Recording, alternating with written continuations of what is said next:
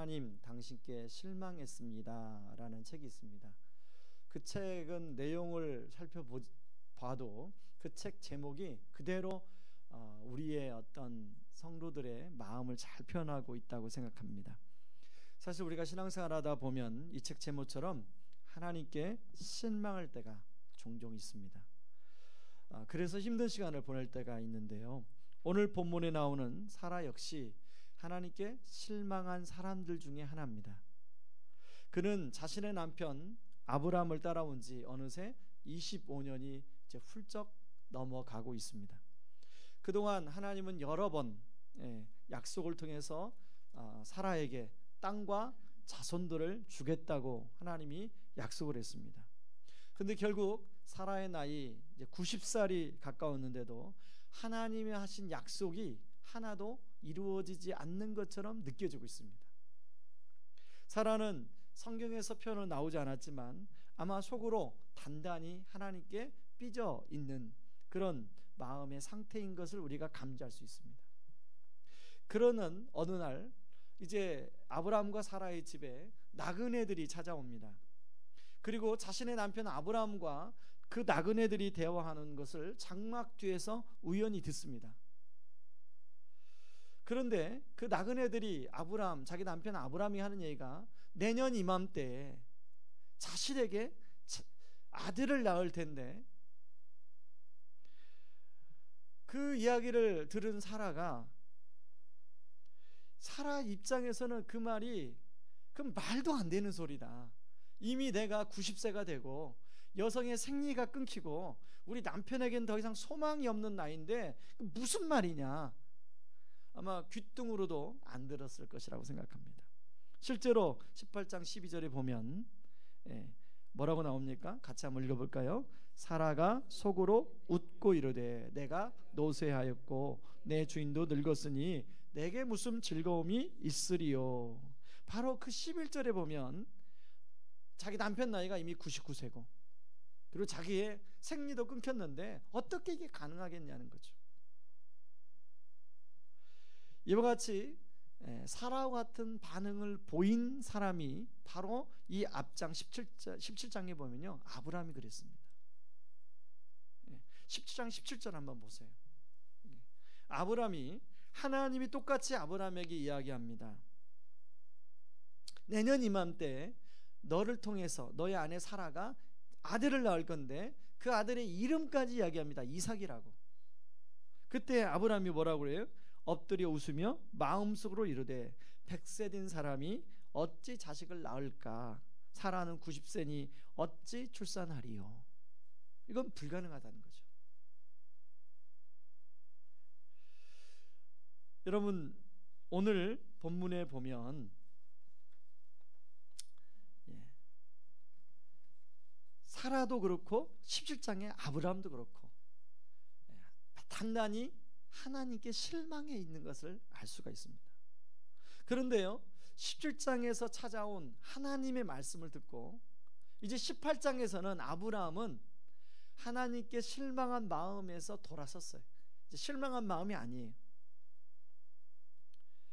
여러분, 오늘 18장에서 하나님과 그 천사들이죠, 나그네들이, 천사들이 찾아와서 아브라함에게 말하는데 어떻게 말하냐면 아브라함이 이렇게 말합니다. 왜 사라가 저렇게 웃으며 내가 늙었거늘 어떻게 아들이 낳으리요 하느냐라고 아브라함한테 물어봐요. 여러분, 아브라함이 이제 실망한 데에서 벗어나게 된 것은 17장에서 하나님이 아브라함을 찾아와서 말씀을 해줬기 때문에 실망한 상태가 아니죠. 그러나 여전히 사라는 실망한 상태로 있는 겁니다. 아마 오늘 본문에 나오지 않았지만 아브라함이, 그러니까 하나님은 생각하기에 아브라함이 17장에 분명히 아브라함에게 이야기했기 때문에 사라에게 이야기했을지도 모를 거라는 그런 생각을 했던 것 같아요. 여러분, 오늘 본문에 나오지 않지만 예를 들면 그런 말 하지 않았겠어요? 아브라함이 사라 여보, 어제 오늘 하나님이 나에게 나타나셨어. 그리고 내년 이맘때 우리가 아들을 낳게 된대. 그 이름이 이삭이래. 자, 여러분이 사라라면 자, 아브라함이 그 말을 했을 때 여러분은 어떻게 들었겠어요? 어떤 마음으로 들었겠어요? 예? 예. 완전히 정신 나간 소리를 하지 말아라. 뭐 그런 얘기 들었겠죠.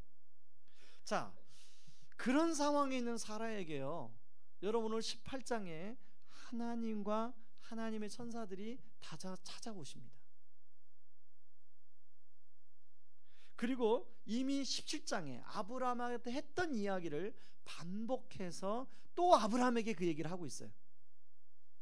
여러분, 자, 18장을 보면 잘 생각하셔야 돼요. 이미 17장에서 아브라함한테 한 얘기인데 굳이 아브라함한테 그 얘기를 또 하고 있어요. 근데 그 이야기를 하기 전에 천사들이 무엇을 아브라함한테 했냐면 너의 아내 사라가 어디 있느냐라고 물어요. 그러니까 장막 뒤에 있다라고 하니까 그때 이야기합니다.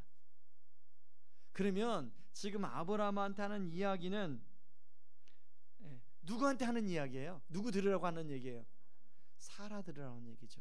18장 10절에 보면 사라가 그 뒤 장막문에서 들었더라. 다시 말해서 하나님과 천사들이 사라를 위해서 지금 다시 한번 그 얘기를 하고 있더라는 거죠.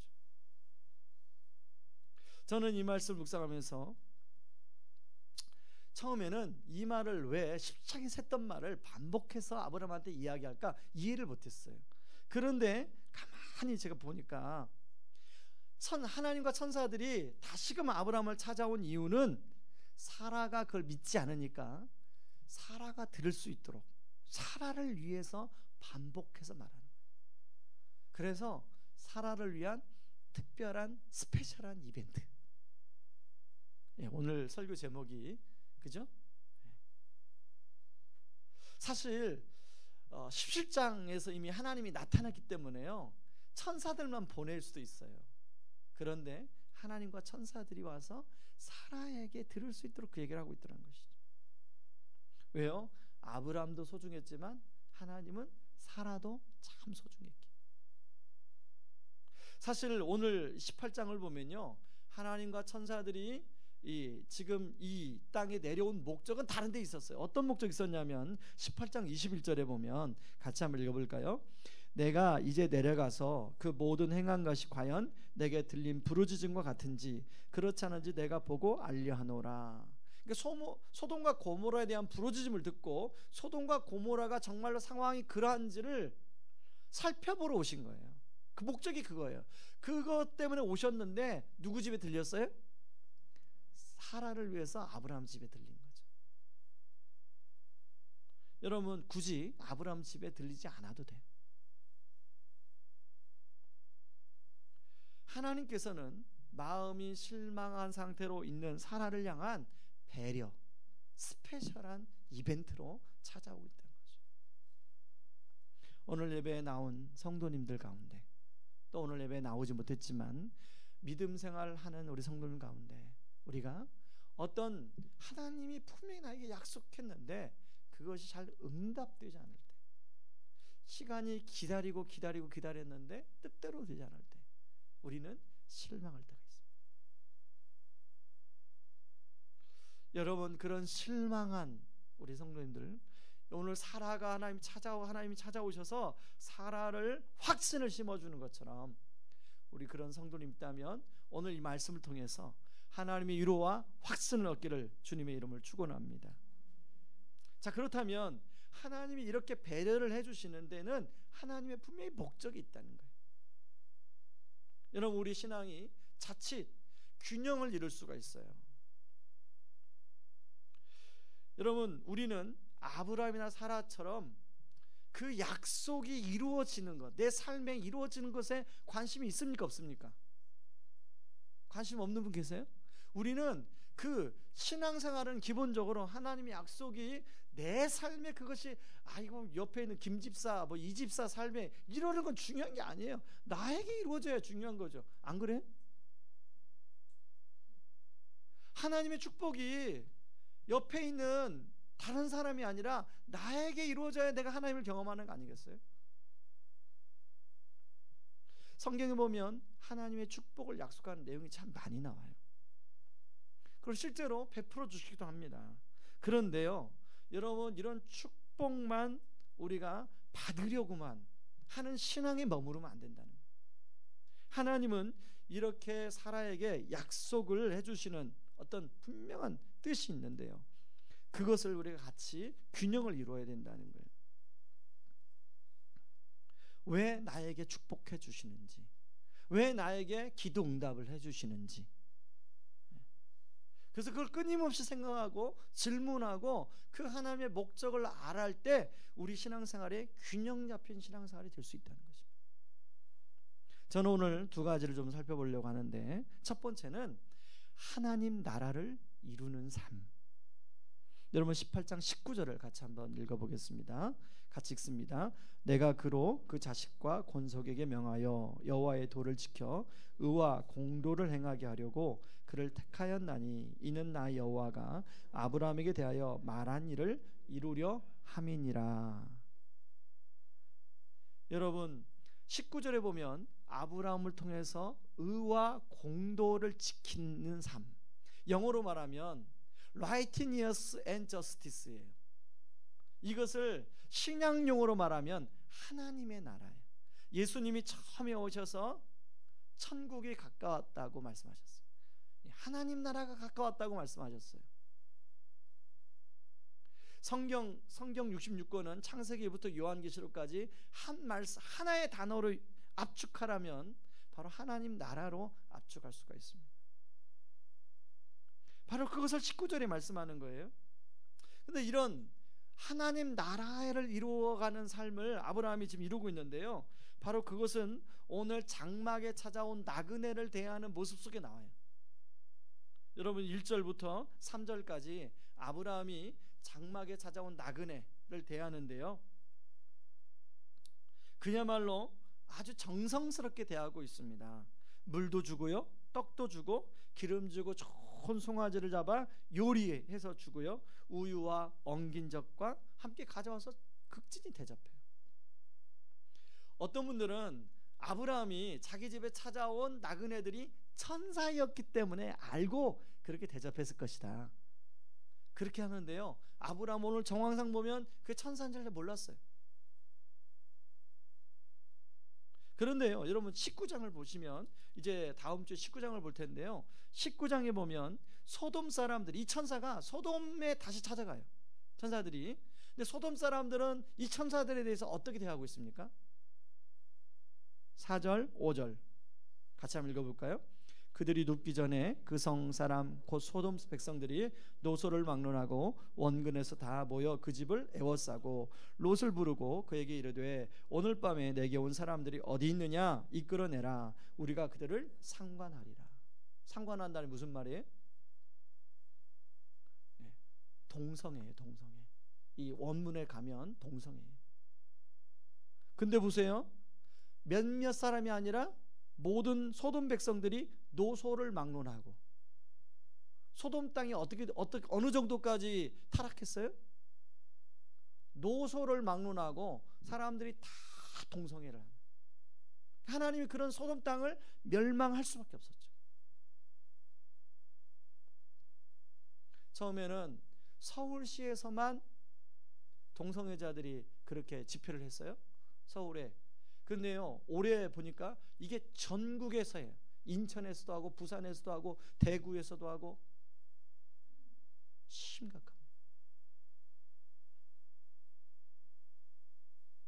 자, 다시 오늘 본문에 들어가서요, 오늘 본문에 나오는 아브라함의 태도는 바로 소돔 사람들의 태도와 전혀 달라요. 창세기 17장에서 하나님 아브라함에게 언약을 지키는 것에 대해서 얘기를 해요. 여러분, 나그네를 극진히 대접하는 것은 하나님의 백성의 삶의 도리죠. 신명기 10장 19절에 보면 너희는 나그네를 사랑하라, 전에 너희도 애굽 땅에서 나그네가 되었습니다.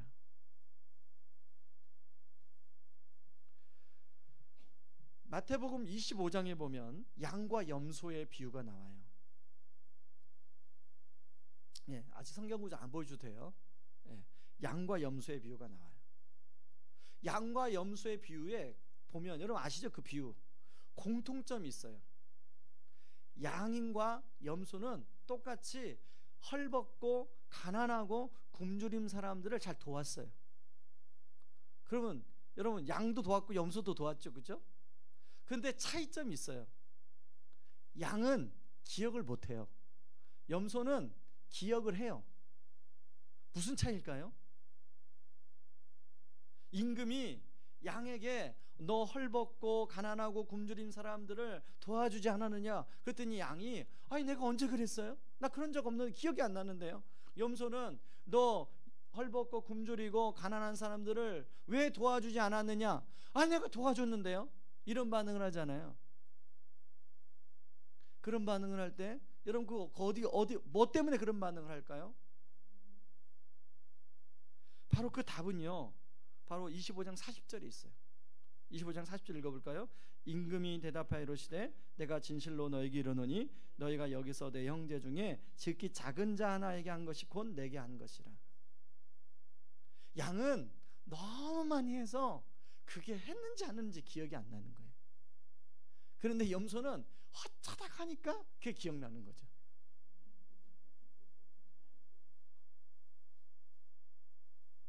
여러분 우리도 그러지 않아요?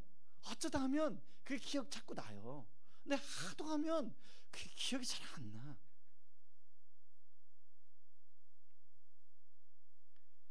양은요 일상 가운데 만나는 사람들에게 그렇게 돼 있어요. 늘 그렇게 돼 있어요.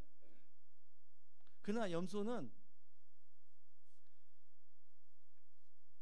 그분이 오실 때만 그렇게 되는 거죠.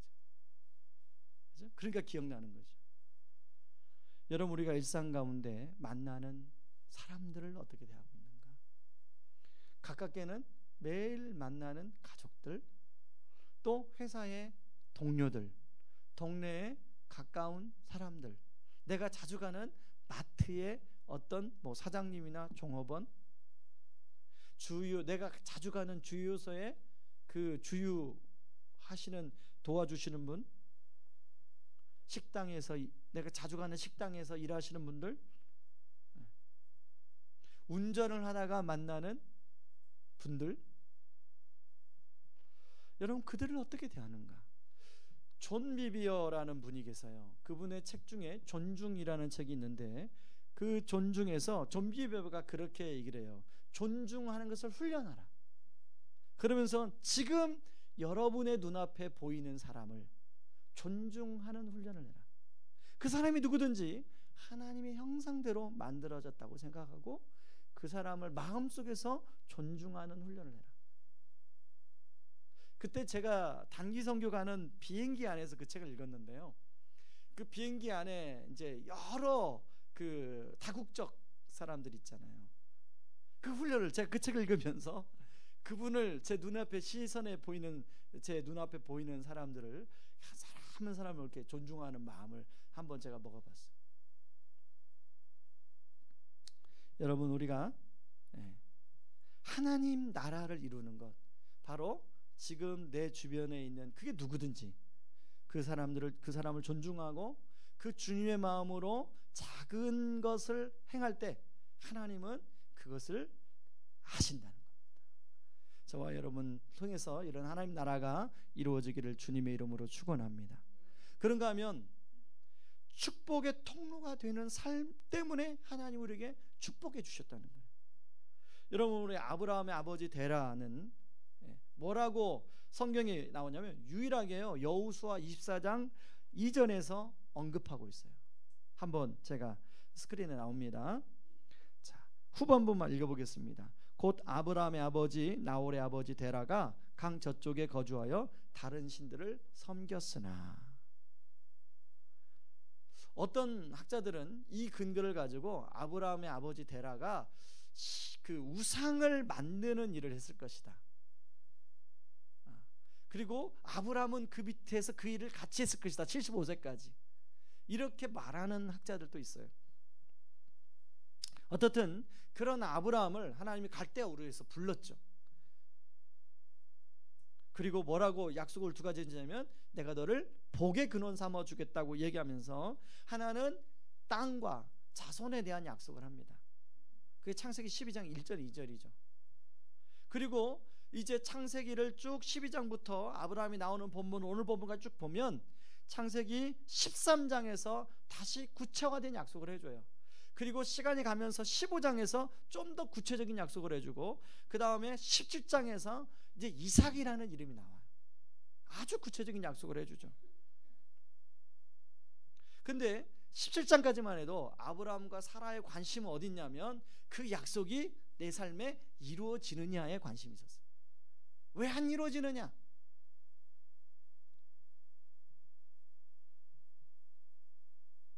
그런데요, 18장에 와서는 이 아브라함의 관심이 변화가 옵니다. 특별히 18장 후반부에 나오는 아브라함의 중보기도. 여러분 18장 23절부터 32절, 33절까지 중보기도 쫙 나오잖아요. 자, 먼저 23절, 24절, 25절만 같이 한번 우리 읽어볼까요? 같이 읽습니다. 아브라함이 가까이 나아가 이르되 주께서 의인을 악인과 함께 멸하려 하시나이까? 그 성 중에 의인 50명이 있을지라도 주께서 그곳을 멸하시고 그 50의인을 위하여 용서하지 아니하시리까? 주께서 이같이 하사 의인을 악인과 함께 죽이심은 부당하오며 의인과 악인을 같이 하심도 부당하니이다. 세상을 심판하신 이가 정의를 행하실 것이 아니니까. 그러면서 계속 기도합니다. 아브라함은 50명, 40명, 30명, 20명, 10명 그래도 멸망시키겠습니까? 물론 여러분 롯의 가족에게 살고 있지만 아브라함의 지금 마음은 롯의 가족뿐만 아니라 소돔 사람들에게 관심이 있어요. 마치 아브라함의 기도의 내용을 보면 어머니가 자식을 위해서 간청하는 듯한 모습을 보이고 있습니다. 오스월드 챔버스라는 분은 그 책에서 아브라함이 소돔과 고모라를 위하여 중보하는 모습을 보면서 신앙의 정상에 서 있는 아브라함의 모습을 우리는 볼 수 있다, 이렇게 얘기합니다. 여러분 17장 전반부까지만 해도 아브라함은 오로지 약속을 자기가 얼마나 받고 누리느냐, 왜 안 이루어지느냐, 거기에 관심이 있었다면 아브라함의 관심이 이제 복의 근원으로, 축복의 통로로 된 삶으로 바뀌는 전환점이 18장이어서 바뀌고 있더라고요. 여러분 17장에는 아브라함의 이름이 바뀝니다. 아브라함에서 아브라함으로. 아브라함 뜻이 뭡니까? 열국의 아비. 바로 이런 열국의 아비다운 모습으로 바뀌는 거죠. 저는 의왕 우리 모든 성도님들이 열국의 아비로, 열국의 어미로 살기를 주님의 이름으로 축원합니다.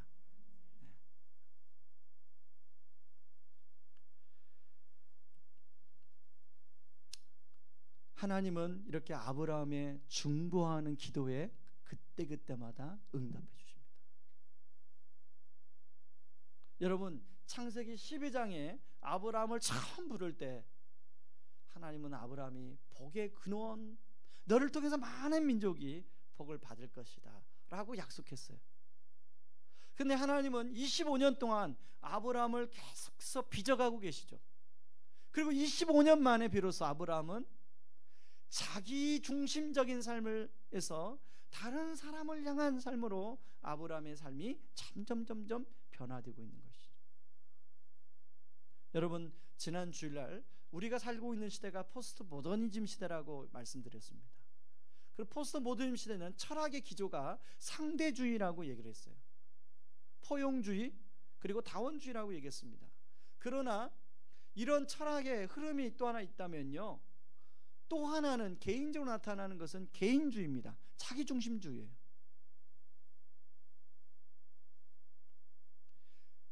요즘 젊은 사람들 보면 굉장히 개인주의적이에요. 그런데요 신앙생활에도 그래요. 이런 어떤 흐름이 사실은 우리가 이런 흐름을 참 흐름에서 흐름이 그냥 우리 신앙생활에 우리가 살고 있기 때문에 나타나고 있어요. 우리가 하나님께 왜 은혜를 받으려고 합니까? 우리가 정말 구하는 기도가, 여러분이 구하는 기도가 왜 구하십니까? 바로 그것은 하나님이 우리에게 은혜를 부어주시고 우리가 그 은혜에 흘려보내는 통로가 되기를 원하시기 때문에 그런 거 아니겠어요?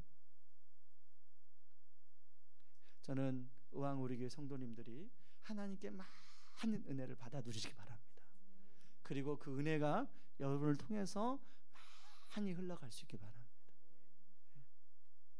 특세와 이제 새생명 축제가 연계가 있는데요, 이 두 가지는 연결되어 있습니다. 특세는 우리가 하나님께 은혜를 구하는, 그러니까 초점이 맞춰져 있다면, 새생명 축제는 그 받은 은혜가 그 다른 영혼에게 흘러가는데, 하나님의 그 관심 있는 그 영혼에게 흘러가는데 거기 초점이 있습니다. 여러분, 예전에도 제가 한번 말씀드렸는데, 우리 자녀를 위해서 기도할 때 하나님, 이 아이가 만남의 축복을 누리게 하여 주옵소서 라고만 기도하지 마시고, 하나님, 이 아이가 또한 그런 만남의 누구에게 축복의 징검다리가 되게 하여 주옵소서, 그렇게 기도했으면 좋겠습니다. 저는 의왕 우리 교회 모든 성도님들이 하나님의 축복을 누릴 뿐 아니라 이런 축복의 통로로, 그래서 저와 여러분을 통해서 가장 귀한 복음이 흘러가는, 복음이 전해지는 역사가 있기를 주님의 이름으로 축원합니다. 이 시간에 같이 찬양하고 기도하기를 원합니다. 여러분, 예수 늘 함께 하시네 라는 찬양입니다. 고단한 인생길 힘겨운 오늘도 예수 내 마음 아시네, 같이 찬양하겠습니다.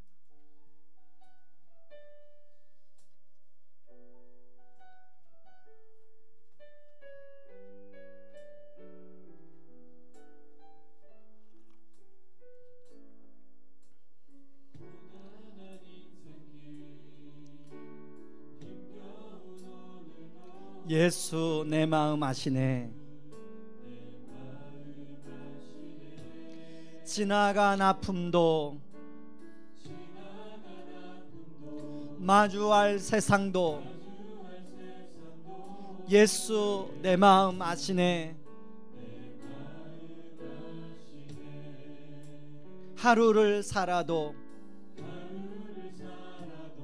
기쁨으로 가리